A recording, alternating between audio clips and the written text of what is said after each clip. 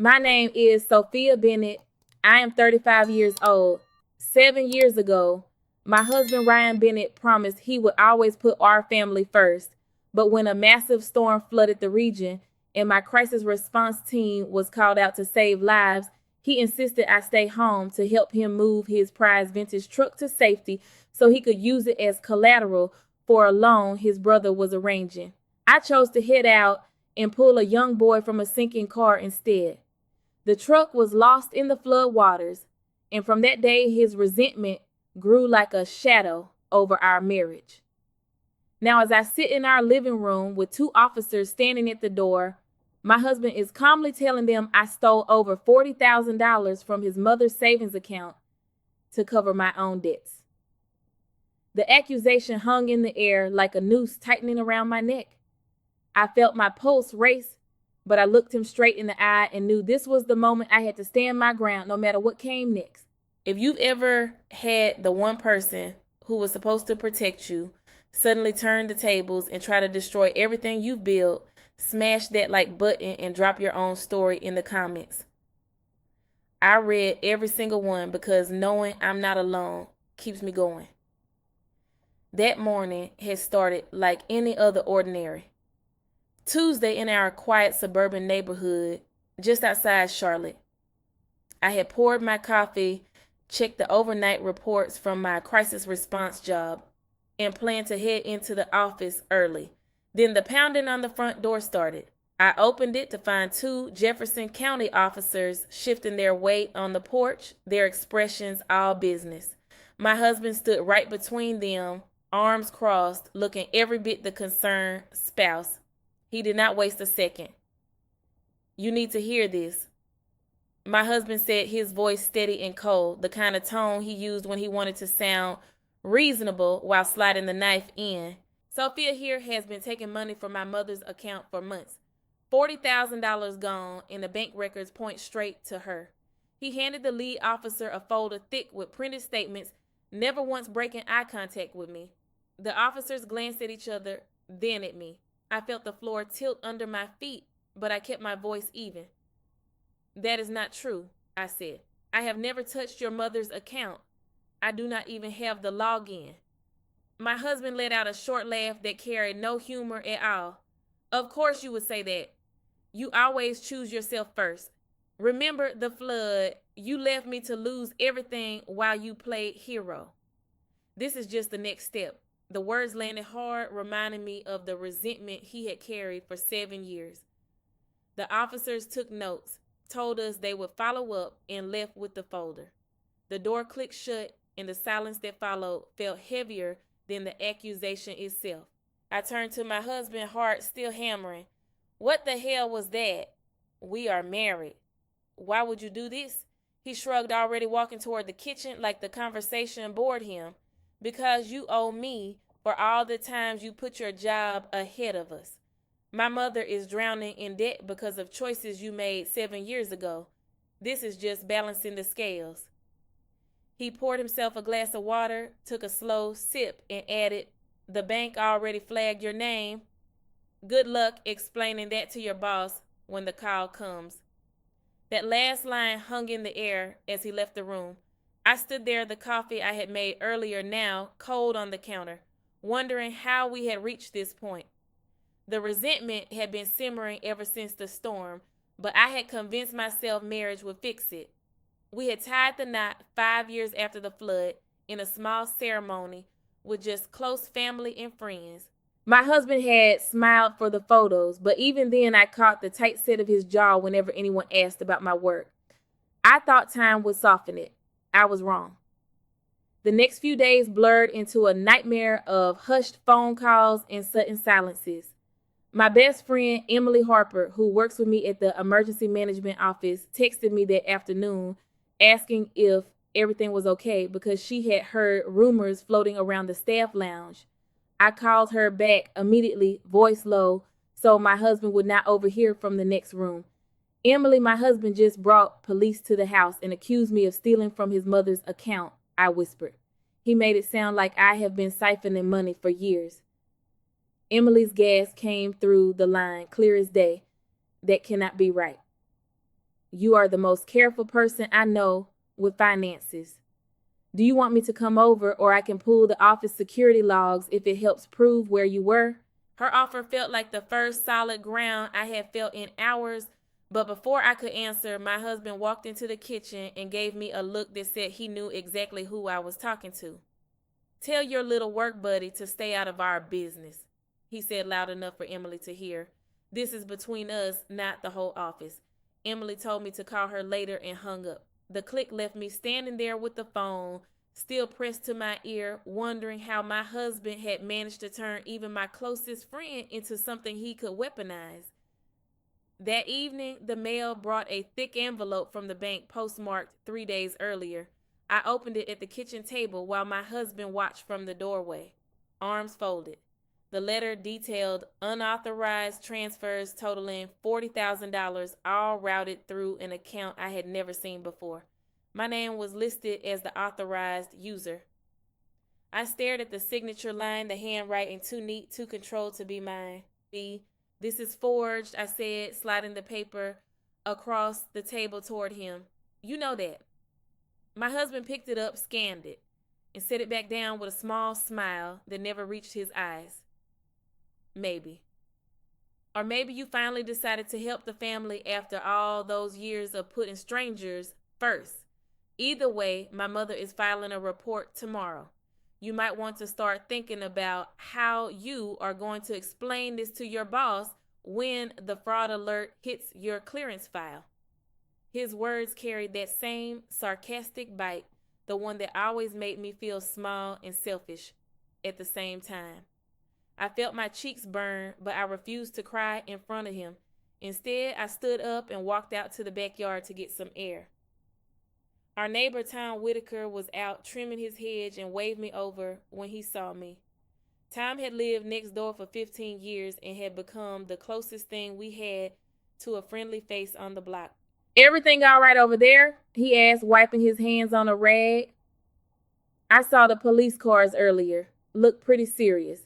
I hesitated, then gave him the short version. Tom listened, brow furrowed.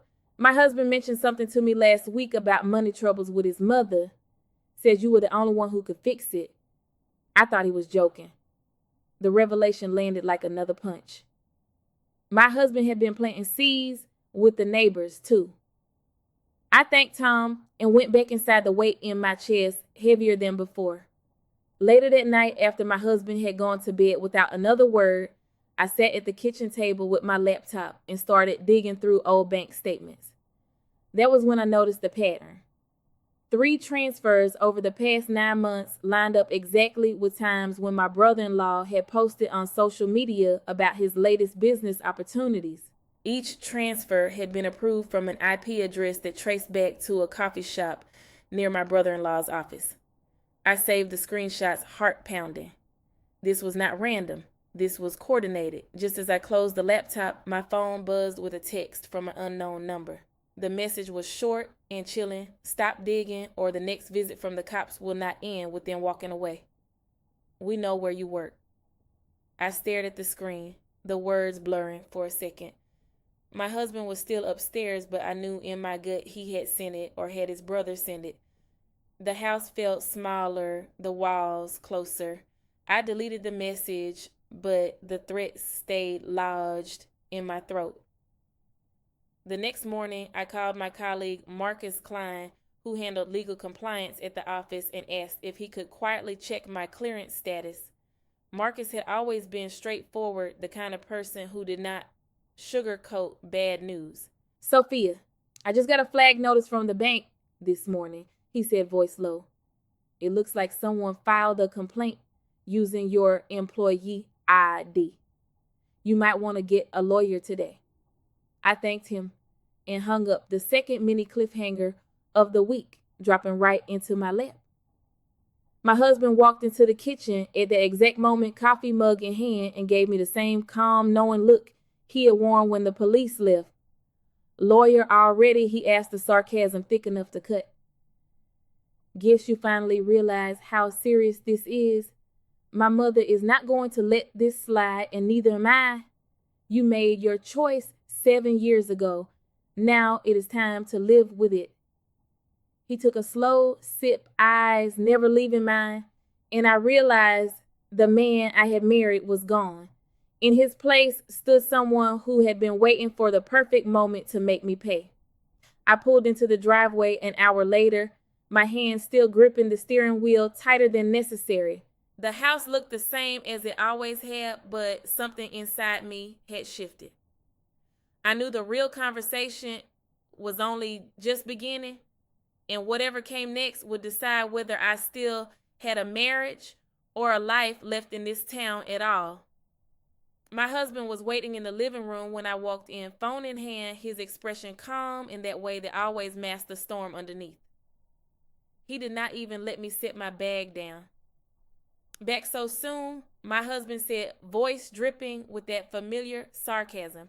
"I figured you would run straight to your work friends and spin some story about how I am the bad guy. Again." I stopped in the doorway. This has gone far enough. The police, the bank letter, that text threat last night. I know you are behind it all. My husband laughed, short and sharp, the sound echoing off the walls. "Threat, please. You are the one who has been siphoning money from my mother's account for 9 months straight. $40,000 does not just vanish because you feel like playing hero at work. You chose to save that kid 7 years ago instead of protecting what mattered to this family. Now you get to live with the consequences." His eyes narrowed, the psychological jab landing exactly where it hurt most. "Or did you think I would just forget how you left me standing in floodwater watching everything we had sink?" Before I could answer, he hit speaker on his phone. My mother-in-law, Eleanor Bennett's voice filled the room, tight and accusatory. She had never liked me much after the flood, but this felt different, coordinated. "Sophia, I have told my son for years you only think about yourself," she said without greeting. "That money was for my medical bills, not your little adventures. If you do not transfer it back by the end of the week, we are going to court. And do not bother denying it. My other son already showed me the statements." My husband smirked as he ended the call. "See, even my mother sees it. You are not the victim here. You are the problem." The words cut deep, exposing years of resentment I had tried to ignore. I felt my stomach twist, but I forced myself to stay steady. That night, I barely slept. The next morning, I met my best friend, Emily Harper, at a quiet coffee shop 2 blocks from the office. She brought her laptop, eyes serious. "I pulled the office GPS logs myself," she said, sliding a thumb drive across the table. "You were nowhere near your mother-in-law's bank branch on any of those transfer dates. We can prove it." I thanked her, the first real breath of relief I had felt in days. But the moment I got back to my desk, my colleague Olivia Grant leaned over the partition. Olivia had started in the same training class as me and had become someone I trusted with the hard days. "Sophia Marcus just told me the compliance team got another flag on your file," she whispered. "Something about unauthorized financial activity tied to your clearance. You need to talk to a lawyer today." I nodded throat tight and made the call right then. My lawyer, Rachel Torres, answered on the first ring. She had handled a few contract reviews for me in the past and did not waste time. "Send me everything you have," she said. "This sounds like classic family coercion. We will file a protective order if it escalates." Her confidence steadied me, but the relief lasted exactly 12 minutes. My phone buzzed with a text from my husband. "Mother is coming over tonight. Bring the bank paperwork. We are settling this as a family." The threat sat there plain and ugly. I stared at the screen, heart pounding harder. That evening, my mother-in-law arrived with my brother-in-law, Jason, right behind her. Jason had always been the one who stirred up trouble, but tonight he carried a thick folder like it was evidence in a trial. They sat at our kitchen table as if they owned the place. My husband poured coffee for everyone, playing the reasonable host while his eyes stayed cold. "Sophia," my mother-in-law started, voice laced with contempt, "you have embarrassed this family long enough. 7 years ago, you cost us everything with that flood nonsense. Now you are costing me my retirement. Sign the repayment agreement my other son drew up, or we take it public. My brother-in-law slid the papers across the table. $40,000 plus interest. Or we tell your boss the whole story. How does that sound for your next performance review? My husband leaned back, arms crossed, watching me. You always said you were better than us, always running off to save strangers. Time to put your money where your mouth is. Literally. The sarcasm cut like glass, each word designed to remind me I had never been enough. I looked at the three of them, the people who were supposed to be my family, and felt something snap inside. I did not take a single dollar, I said, voice low but firm. And I am not signing anything until my lawyer looks at it. My husband's laugh was bitter this time. Your lawyer? Of course you ran to someone else instead of handling this like an adult. Just like you ran to that kid instead of saving our future. The conversation spiraled from there, accusations flying faster than I could answer. My mother-in-law brought up old arguments I thought we had buried, twisting them until they sounded like proof of my selfishness. My brother-in-law kept interjecting with little jabs about how my job had always come first, how I had never really been part of the family. My husband sat at the head of the table, orchestrating it all with a calm smile that never reached his eyes. By the time they left, the house felt poison. I locked myself in the spare room and called Rachel Torres again. They are escalating fast, I told her. I need to know my options. She promised to file paperwork first thing in the morning and warned me not to sign anything. The following week dragged like a slow nightmare. At work, Marcus Klein pulled me aside during lunch and confirmed the complaint had reached human resources. Olivia Grant offered to sit in on any meetings as a witness. Emily Harper texted me daily with more logs she had quietly gathered. Their support was the only thing keeping me upright. But at home, the pressure never let up. My husband left printed bank statements on the counter every morning, highlighted lines with my name circled in red. He would wait until I walked in from work, then start the same conversation as if it were brand new. You still have not transferred the money. My mother is crying on the phone every night because of you. The psychological warfare wore me down each sarcastic remark, chipping away at the life I thought we had built. Then came the afternoon. My mother-in-law showed up unannounced at my office lobby, demanding to speak with my boss in front of the entire reception area. Security had to escort her out after she raised her voice about how I had stolen from the family. The stares from coworkers burned into my back as I hurried to a conference room to calm down. That public humiliation was the final straw that made the decision crystal clear. The night everything nearly broke, I walked through the door to find my husband and my brother-in-law sitting with 2 new folders and a fresh set of police reports. My brother-in-law looked up first. We found more transfers. 60,000 now if you count the new ones. My husband did not even glance at me. The officers are coming back tomorrow. You might want to pack a bag, Sophia. This is not going away.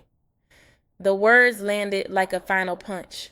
I stood there, the weight of every betrayal pressing down, and realized the man I married had become someone who would rather destroy me than admit he had been wrong 7 years ago.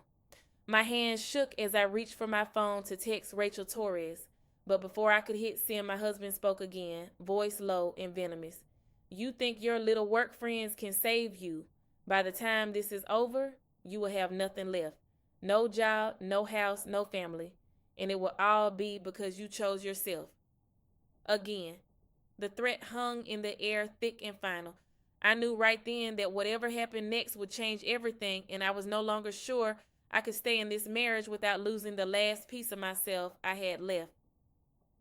The next morning, I drove straight to Rachel Torres' office, the lawyer who had already started piecing together the mess.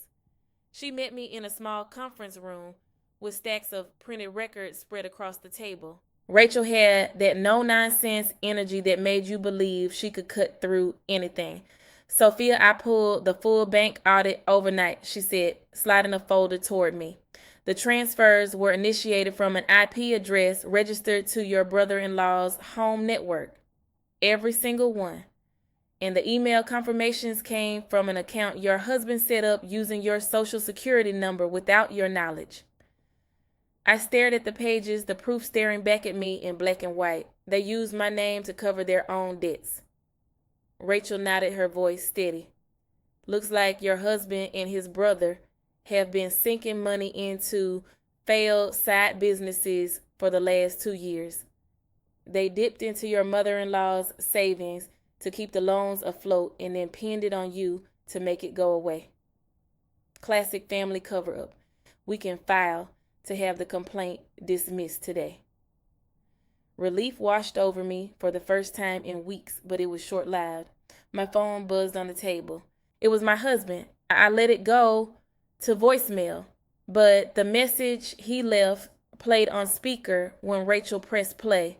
His voice came through calm and cutting. Sophia, if you think hiding behind a lawyer changes anything, you are dead wrong. My mother is expecting you at the house tonight. Bring the repayment papers or do not bother coming home at all. The sarcasm in his tone sliced right through the temporary hope I had felt. Rachel raised an eyebrow. That is not a request. That is coercion. We can, get a temporary protection order if you want. I told her I needed to face them first to end it on my terms. She warned me to record everything and promised to have the dismissal paperwork ready by afternoon. I drove home that evening with the folder in my passenger seat, heart pounding harder with every mile. When I walked through the door, my husband, my mother-in-law, and my brother-in-law were already waiting in the living room like they had rehearsed the whole scene. My husband stood up first, the one who always started the fire. Well, look who decided to show up, my husband said, voice laced with that same cold sarcasm that had become his weapon of choice. Did your fancy lawyer tell you how to spin this one? Or are you finally ready to admit you owe this family for the mess you made 7 years ago? My mother-in-law jumped in right behind him, her words sharp. You never cared about us, Sophia.